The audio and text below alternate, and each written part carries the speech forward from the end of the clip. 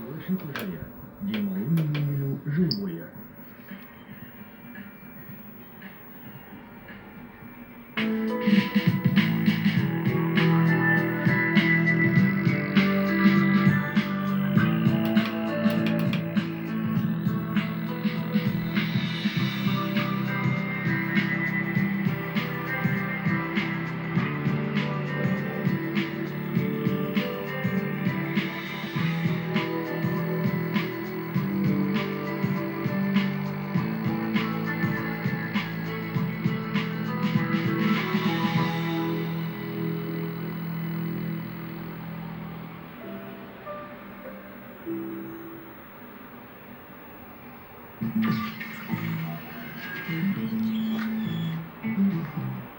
FM толқыны мен новое телевидение арнасында сәттігін бағдарламасы.